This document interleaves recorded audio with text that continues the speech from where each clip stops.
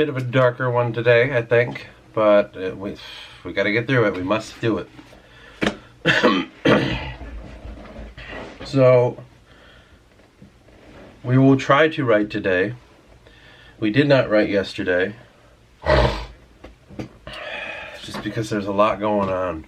Now, I don't even know what the hell today is. I know it's Wednesday, but I don't know what day of the week we're in. Third or fourth? I don't know. So, I'll just say what happened, and then I guess I'll just kind of go back and we'll go through it, I suppose. Yesterday, I found out that one of my ex, she passed away. So, I think she was probably at this point late 30s. I don't know, maybe 39. I can't say. The weird thing is, I think I don't know, I'm not really sure yet, but I'm pretty confident that it was because of liver failure. She had a very bad drinking problem, and it finally caught up with her, and I feel bad. She got like 2 kids and stuff, but the thing about that was why it was kind of tough for me, at least, was she was my first girlfriend ever, right? And it wasn't really that long ago. It would have been about 10 years ago, I'd say. And it was a very rough relationship, very psychologically tough, and because of her being an alcoholic, I never really experienced that kind of stuff before. Come on, quit. It was my first time experiencing everything, right? Like my first relationship, but this was like, it was tough because of dealing with her alcoholism and trying to help her and stuff through that as much as I could, but it just ended up making it worse. And I'm gonna be honest, I put up with a lot of bullshit. And I did a lot of things that I could possibly do to try to help her, but at the end of the day, clearly, nothing really worked. Some people just, I don't know, I get not wanting to be here. I get not wanting to be alive and stuff. I can understand that. I feel the same way, but like, some people like really, really like find ways to just numb themselves here. And then they get so caught up in that numbing process that's like they lose touch with it, man. She could be very kind when she was kind, but then when she drank, man, it was like a whole other person. And I'm getting through it. I'm getting over it. It's not so heavy, just because it's, we haven't been together for like, I don't know. I'm going to just say 10 years. I can't really remember. Whatever 23 was for me. I'm 32 now, so 9 years ago. It was kind of like weird to hear that. Because like when I first did, I was just like, oh, okay. Like, it's over for her now, finally. It seems like that's what she wanted. They wanted it to be all, to end or whatever. And the second thing was all that little bit of pent up kind of like fuck you kind of energy about like how you treated me and what you were doing. And this is the weird thing too. So for months, not this month, oh no, we're in January now. Not in January, not in December, but the previous months, she would come into where I work every once in a while. I think it was like once a week, it felt like. And I could feel that she wanted to say something to me. I could feel it. I feel like it, like in retrospect now as well, I'm like, I bet she was trying to apologize for everything that happened. But I kept ignoring her. I just was just like kind of pretend I didn't see her, and I just was like, why are you here? What are you doing here? I don't want you to be around. And when she would come in, she was like just yellow and bloody eyes and stuff, and it was like really, really bad. Like, you could tell. She's not doing okay. But even then, I was still kind of just like, I don't know. I don't want to be around that. You know. It was kind of like two things on that respect. It was one is like, I don't need that. You know, I'm kind of over it, and I understand. You know, I've forgiven. I've also understood that you do care. That was not a representation of the care that you've had and how you felt. Like, I know that. I'm not hung up on shit. And the other one was probably some sort of facing of that was scary, you know?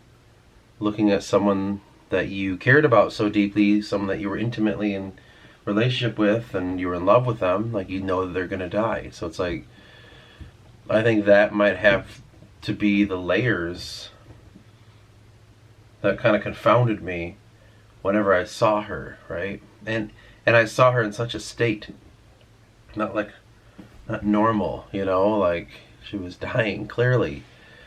And now to know that, like, yesterday she did die, from as I understand it, painfully, that, like, that's crazy. You know, when you think about someone that you used to care about and now they're gone. And the big thing that I've been just kind of sitting with in my head would be like, that whole chapter of my life is gone. I'll never be able to kind of go back to it, if that makes sense. It's like, in a sense of like, when someone's still alive, you can kind of go back to that chapter in a sense, because you can talk to them again, if you're up to it, you know. But that part of my life, because we had a cat together and the cat had to be put down, and then obviously she's gone now too. That portion of my life, my early 20s, my early to mid, that's gone. You know? I can't really go back and reflect on it too much because it was like that chapter was closed off forever, and now it's only just a memory. And I can't think of it any other way, because if you think about it, when someone's alive, you can, like I said, you can explore it in a sense. You can communicate with that person still. But now it's like, I think that what was interesting for me, not in a good way, but in a bad way, was I can't explore that anymore. I'll never really know certain things. What was really going on with her. Like, what kind of turmoil was she really going through to need to drink that heavily? Like, I remember there would be times, like, in the middle of the night, out of a sleep, she would have to get up and she would have to do shots, you know. And I remember, like, having to go to the hospital with her because she would have seizures if she didn't drink. And then she fell and she smashed her face at work on, I think, the counter. It broke her jaw and shit. And, you know, I tried. She said she didn't love me anymore, and then that ended, and then all of a sudden I got kicked out. My shit was outside, you know, that fucking rigmarole. But then I remember her getting in contact with me again, needing me because she was back in the hospital because she had a seizure. And I stayed with her. And then I went and visited her where she lived, our old apartment together, and the power was turned off, and it stunk, and the fridge was full of moldy food and stuff, and I was like so upset, like how she was living. And I tried again, but then she said she didn't love me again. You know, that was what it was. I mean, it's like a small synopsis of it. It was a very trying part of my life, and it was so weird because I just kept thinking about, like, it was the first relationship I ever had, so I didn't know any other way. I thought it was normal that someone fall out of love with you within a year. I was like, oh, that's probably what happens in relationships. You need to get what you can get in the beginning, you know, because people will end up not liking you after a while. And I never knew why and stuff. I wasn't told anything. I didn't know if I did anything wrong, or if, you know, just a lot of things like that. And it was a very fucking confusing relationship to be in. And from that point, it really kind of affected the next relationships that I would have. So, like, there's a lot of shit churning around, you know, in my head about this. And I still don't know exactly how to feel about it. I just know that this was an incredibly important part of my life. This is someone that I love dearly. It was someone that put me through the most pain that I had been through at that point in my life. And now they're gone. So, like, I understand all that stuff. But how I truly feel about it is this mixed bag of, like, regret, anger, frustration, and sadness. It's just crazy to me. Like,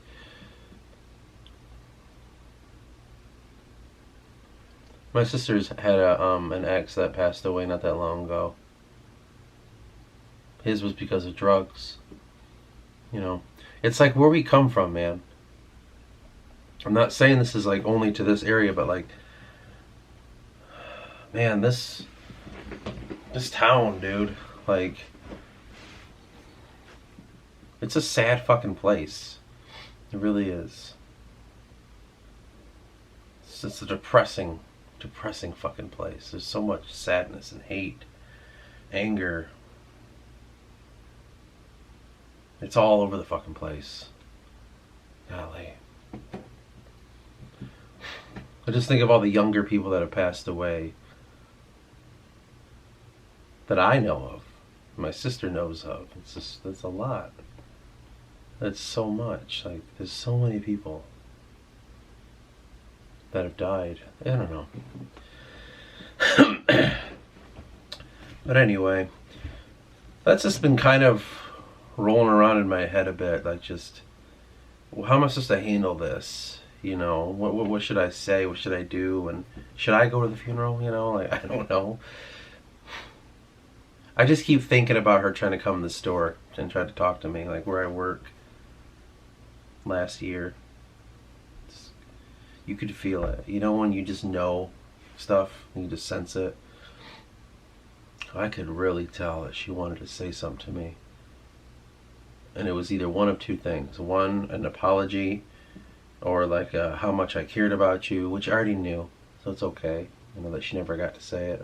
I know. I'm not a fool. Or two, which is very unlikely, but she had a kid not long after we broke up, and I'm like, is she gonna come and tell me that I have a son that I never knew about? You know, he's like probably 5 now, or 6 now, whatever it was, probably 7 actually. That's probably unlikely, but a good possibility. But I don't know. I don't think that was I hope to God not. But yeah, I think she was trying to really just say her last. She knew she was passing away, and she wanted to say something to me, and I just didn't allow it. You know. How do I feel about it? Well, not much right now, but maybe one day I will. I would say very deeply, what's the word? Numb to that kind of stuff. That's just kind of something I learned with her. It's how to numb yourself to your feelings.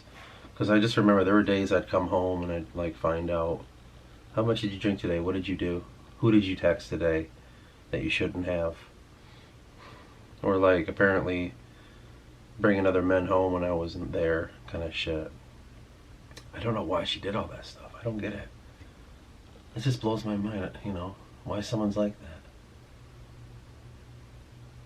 Man, there's a lot of trouble if you're going to go through that much, you know. And I was none the wiser. I wasn't paying attention, I guess. I had suspected, but I didn't know. Yeah, I don't know, man. I could write a whole book about that whole experience because it was so bad, but it was so rich in what it could have taught me about life. There are parts of my journal I don't even want to look at because of a note she might have left me in it, or things I remember I was going through when I was sitting there with her. You know what I mean? Like, I remember writing certain things, and I was like, oh, I wrote that, and I was sitting right in the living room when she was on the couch, and she was being moody and saying she didn't love me anymore, kind of shit. I'm trying to remember if I can find it. Which one would it have been?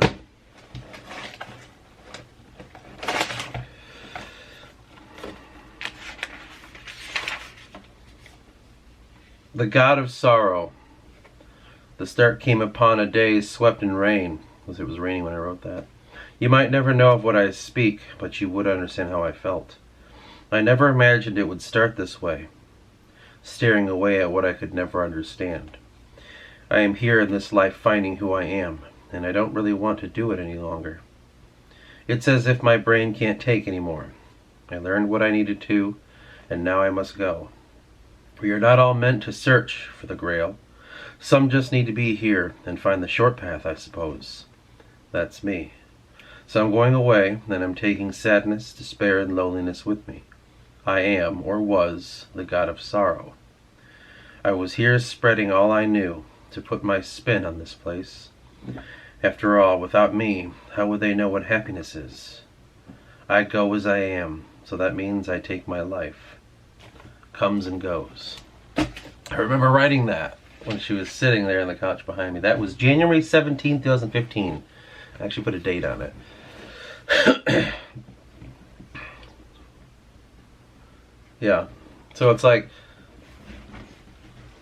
there was this whole undertone in this relationship of like it was difficult. In fact, one time, you know how you just kind of go through the motions with your spouse or whatever, and like it's not good, but you just somehow you can just manage it. You know what I mean? You navigate through it. Well, I remember I had a piano in my room, one of those little crappy Casio pianos, and I would record little song like demos and stuff on my laptop, my Sony Vaio. And I said, we should play a song together. And she's probably half drunk at that point. She said, I don't know. I'm like, let's play a song together. Let's just see. Like, what could we sound like? And we did. And I'm going to put it at the end of this video. Because as I've listened to it over the years, that song is like, it is exactly what that relationship was. And it is exactly what we were in that relationship and how we treated it. It was so very bizarre to hear it. Like, I don't even know how to say it, man. I don't know if I can even listen to it right now. It was just so... It encapsulated that time. The bitter sadness that song is. But also the strange beauty in it, man.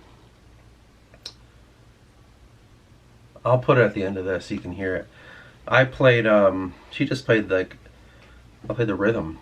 And I was always trying to keep the rhythm in that relationship. So I was like, I gotta keep this idea here. And she was off tip-tapping away at the high end of the piano. Like the little chimes and stuff. But it was haunting. It was explorative on her end. And mine was more rhythmic and trying to keep in foundation. And then after that, when we were done, I laid on some strings, you know, from the piano. It's background things, and holy hell,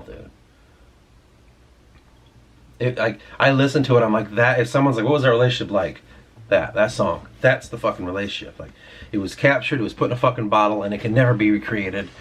Even though it was on a crappy piano, recorded on a, you know, laptop with Audacity. I can't recreate that song. There's no way. It's too perfect. But yeah. It was such a tough time, man. And now knowing that she's gone, there's a part of me that's like relieved. Like, okay, phew. But then there's another part of me that's like you fucking left me with this shit. You know what I mean? You got to escape this fucking place, and I'm sitting here with your shit, you know? If that makes sense. I don't know if I can ever really put that into words. It's not what you did to me, it's what you put into me, you know? How you changed the way I looked at this fucking place, and how I looked at people. And for all those years, I had to like unlearn that people aren't out to get you. People aren't going to hurt you even though you care about them. People aren't going to try to destroy everything about you. That's what that relationship felt like at times. You know, like, you know, I'm just going to be destroyed. Or whatever. Yeah, like that kind of shit. It just like, it left me a little bit angry. You know. But forgiven. Like, it's okay, don't worry. I know that you didn't mean any of it, and I know that you were having a really hard time. I know that you went through a lot of things. And I know you didn't mean to put it on me. Like, I'm not stupid, I know that.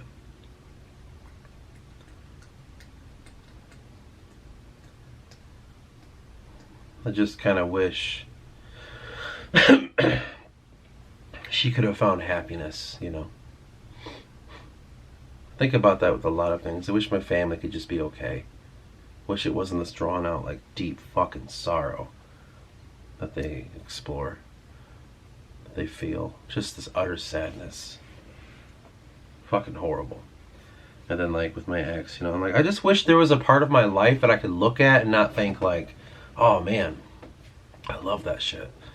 It's always this fucking enveloping sadness and sorrow of time creeping in and slowly just ripping that shit away from you, and all the goddamn things that you've ever felt is slowly being encompassed in this small, tiny, little capsulated thing of memory.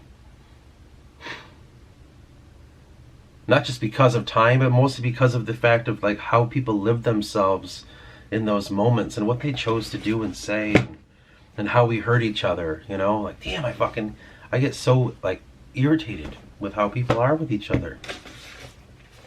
I'm sick and tired of it, man. Like, it's like one of those things where it's like, how much more can you take? You know? There's only so much a person can fucking take. And I just keep thinking, like, man, I'm getting real fucking tired of this shit. I'm so tired of how people are with each other. I'm tired of the fucking pain. I'm tired of the people holding their shit in and like, oh yeah, I got it figured out. I don't have any problems with it. I'm good. And I know you're fucking hurting. You know what I mean? Or just admitting you're wrong. Like, I'm just sick of it. I really am. I get so irritated with fucking people sometimes in the way that they... It's okay to be wrong. It's okay to hurt. It's okay to have hurt. It's okay to realize that you are hurting somebody. It's all okay. You know? At least admit it. And just say, well, fuck, I fucked up. Or they fucked up. Or whatever it is. Like, that's it. I'm just like... Like when I go to my parents' house, like I watch my grandma rotting away in her room, angrily, and her losing her mind. I see my parents not fucking communicating with each other because I don't know what the fuck's going on there. And then my brother hides away in his room from the world, and then my sister going through all her shit with her abusive boyfriend and all that, and then you know, now my ex fucking dying and shit. It just gets to me sometimes, you know, like, guys, hold it the fuck together, you know? Like, I don't want to be your glue anymore. I'm sick of it. Because that's all I ever felt like, was everyone's glue. Like, oh my god, it wasn't because of him. You know, like, I'm sick of it. You know? Like, that's all it ever was. And there's a burden to it, you know? There's a burden to being the light for fucking people.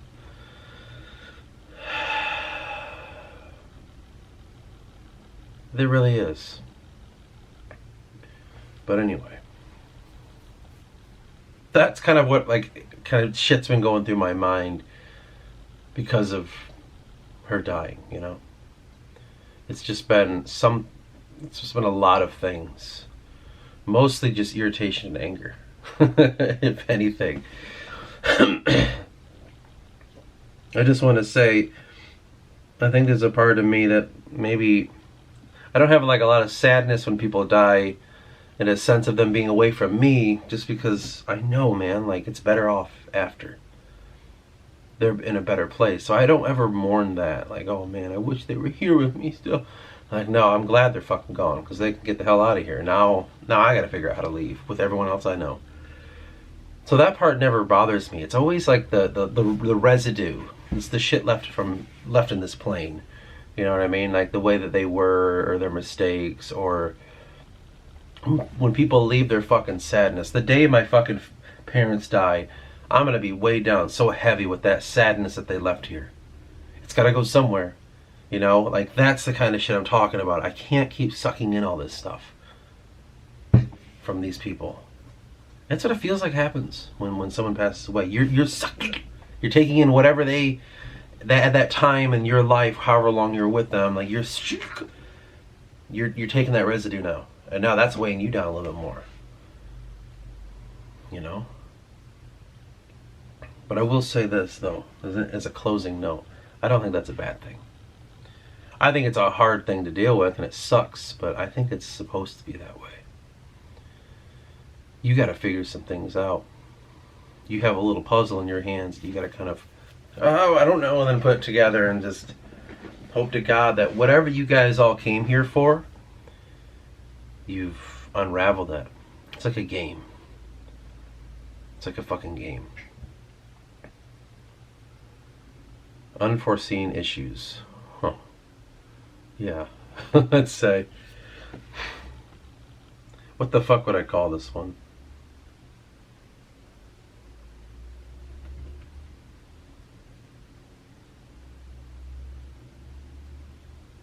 I know. Are you sad? Oh. What would I call it? I don't know. We'll figure it out off camera.